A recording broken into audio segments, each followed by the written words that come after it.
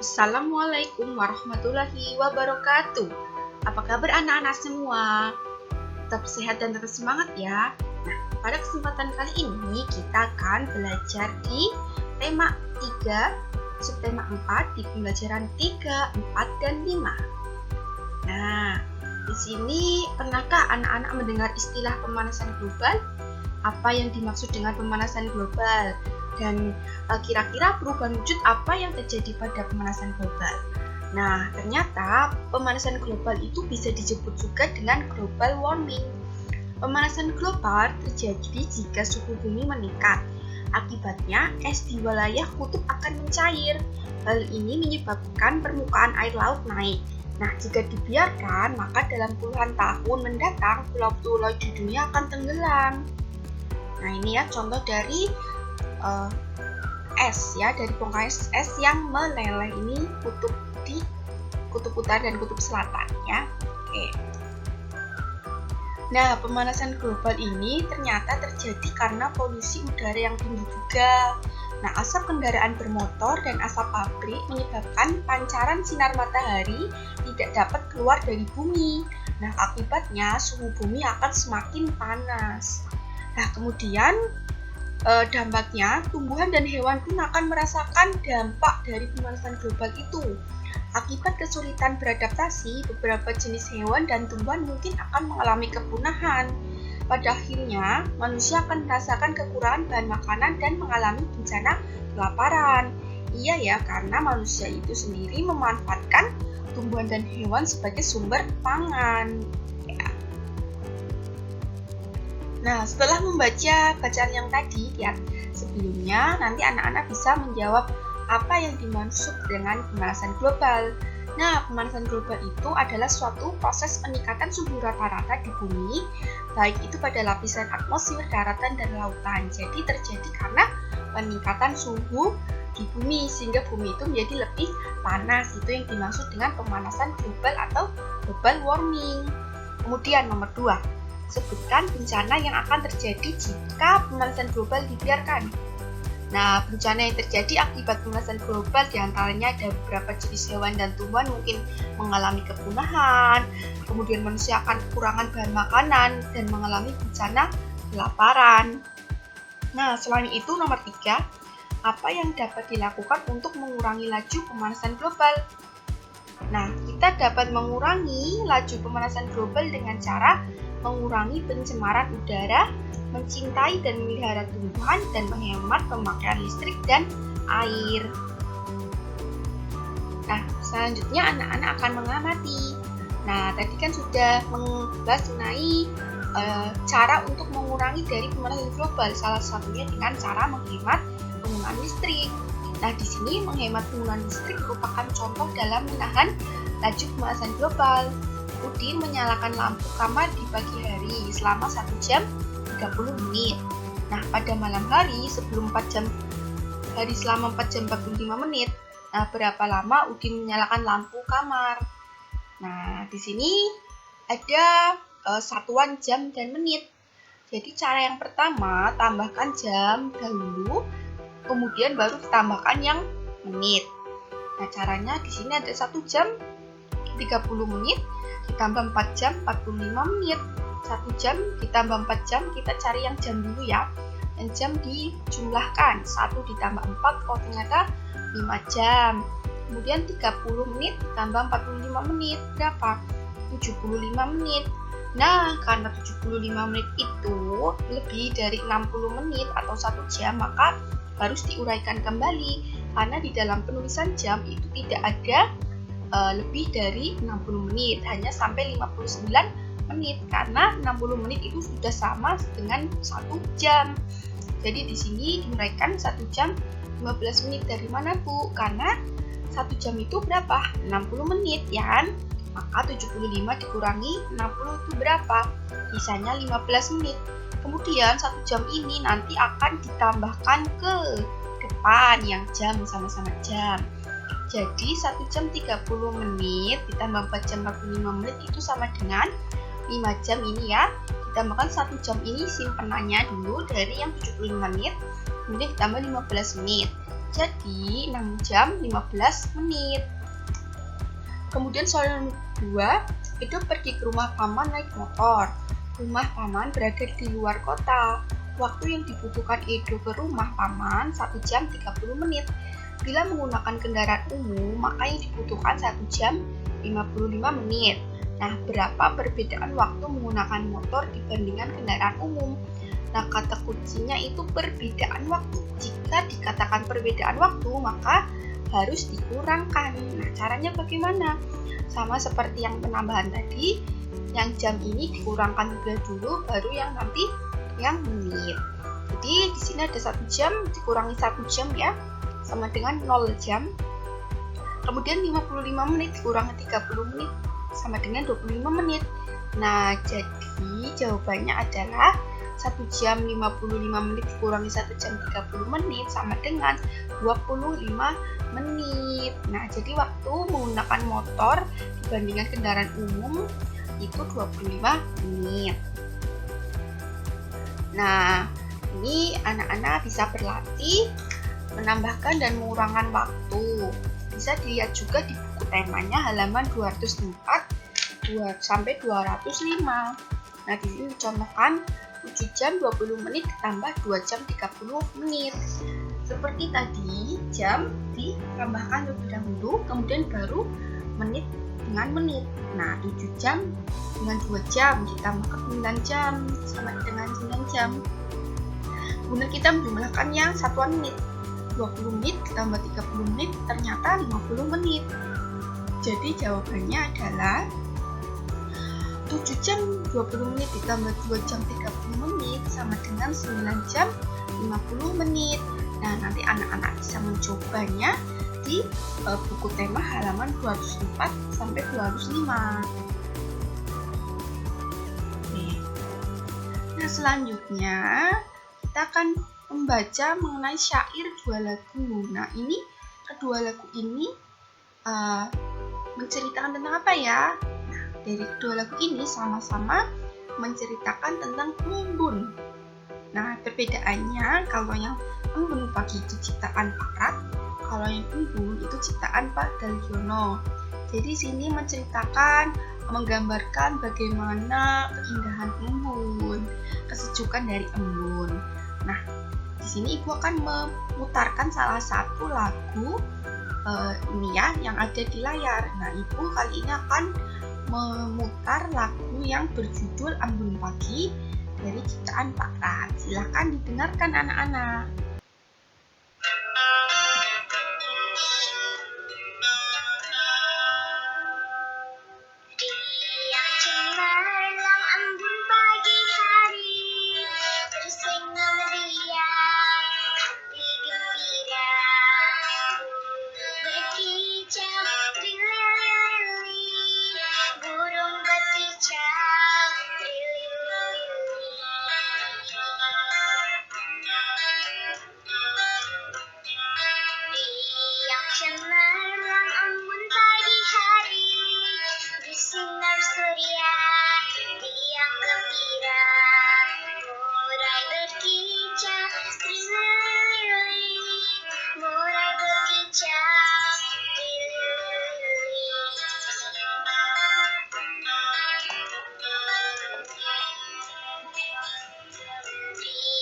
Cemerlang embun pagi hari, tersenyum ria, hati gembira.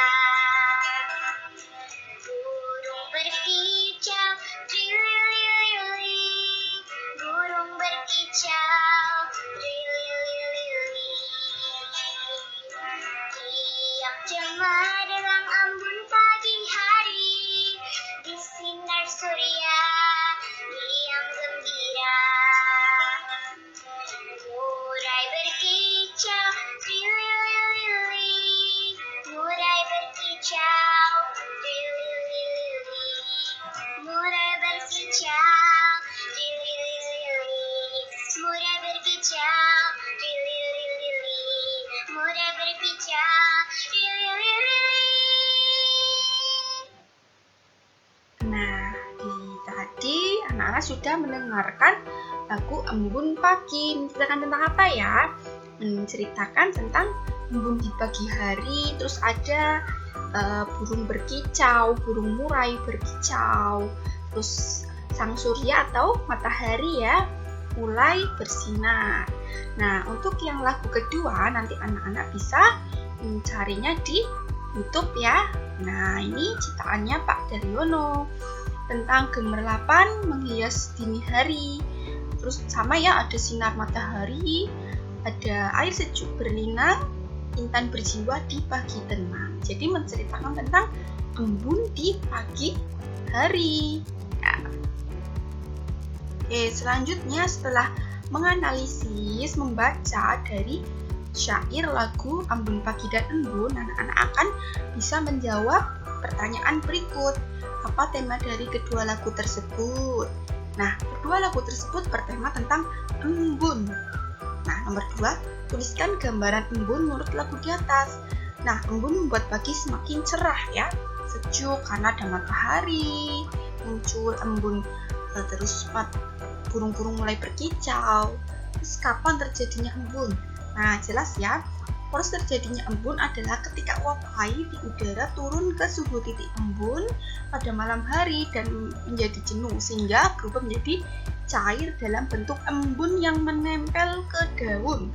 Nah, embun terletak dengan baik pada malam hari yang cerah dan tenang. Jadi terjadinya embun itu mulai dari dini hari hingga pagi hari dengan proses pengembunan.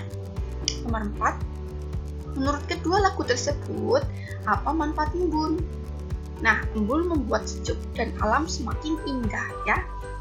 Kemudian nomor 5, perubahan wujud apakah yang terjadi selama pengembunan? Nah, yang terjadi selama pengembunan ialah perubahan wujud dari gas menjadi cair. Ya.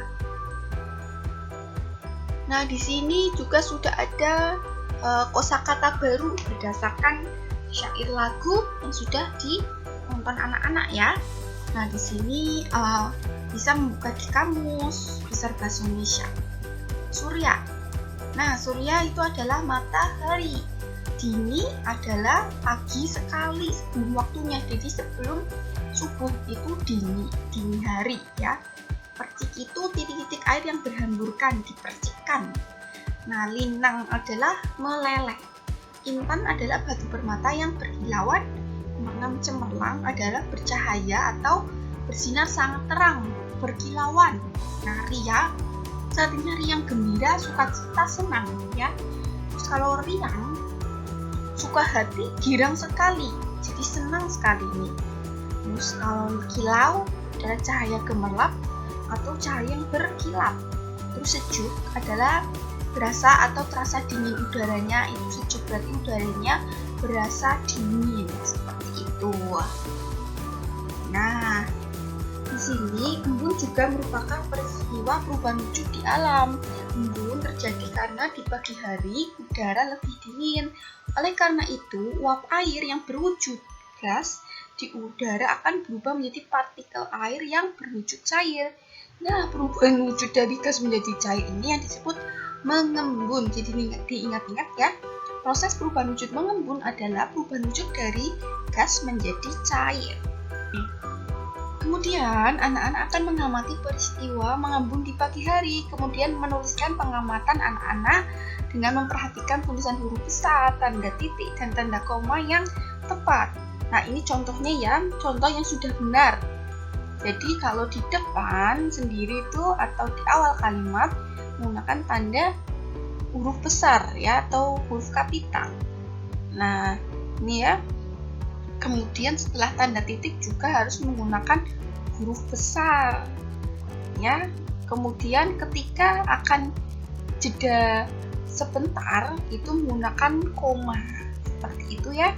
Nah, seperti ini. Nah, ini koma. Nah, setelah koma itu tidak menggunakan huruf besar lagi. Nanti anak-anak bisa mencoba menceritakan pengalaman melihat atau mengamati embun di pagi hari secara mandiri. Nah, selanjutnya ada ilustrasi. Nah, cerita ya, setiap pukul 6 pagi kala embun masih membasahi daunan, Bapak penjaga SD Nusantara sudah sampai di sekolah. SD Nusantara adalah tempat di mana Siti dan teman-teman belajar. Tugas penjaga sekolah adalah menjaga kebersihan sekolah, seperti membersihkan halaman sekolah, terus agar halaman bersih dan siap digunakan oleh siswa untuk belajar. Nah, apakah menjaga kebersihan hanya tugas penjaga sekolah? Tentu saja tidak. Semua warga sekolah bertanggung jawab terhadap kebersihan. Semua warga sekolah harus bersatu menjaga kebersihan. Nah, anak-anak kan mencoba menyebutkan contoh kegiatan yang menunjukkan sikap persatuan di sekolah. Nah, di sini contohnya membuat belajar kelompok, saling menerima nasihat ketika ditegur, terus saling menyemangati, memotivasi ketika ada teman yang dapat nilai rendah, saling bertegur sapa ketika bertemu. Bagi murid di sekolah, semua murid adalah sahabat. Juga contoh lain, mengerjakan piket secara bersama-sama. Nah, masih banyak contoh yang lain ya. Nah, di sini anak-anak sudah melihat gambar. Nah, kira-kira ini tentang gambar tentang apa ya? Nah, ini merupakan proses terjadinya hujan. Nah, pernahkah anak-anak memperhatikan terjadinya hujan? Nah, ternyata hujan terjadi karena adanya perubahan wujud.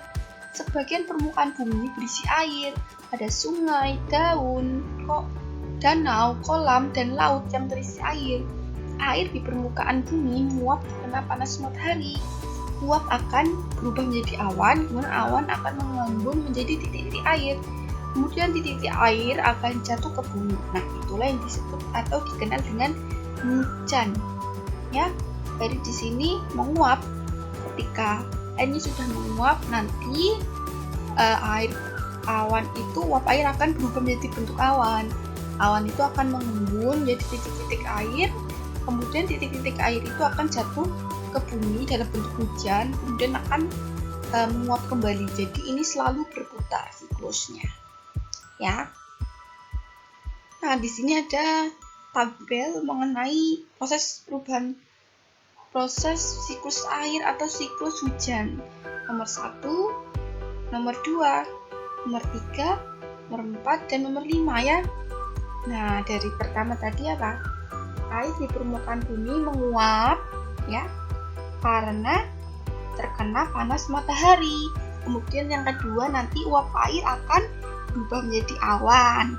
Nah, kemudian proses pengembunan uap air berubah menjadi titik-titik air. Dan proses yang keempat, butiran-butiran air akan jatuh ke permukaan bumi dalam bentuk hujan. Kemudian yang nomor 5, air hujan yang jatuh ke bumi akan berkumpul dan kembali lagi untuk menguap ya. Di sini menguap, kemudian jadi awan.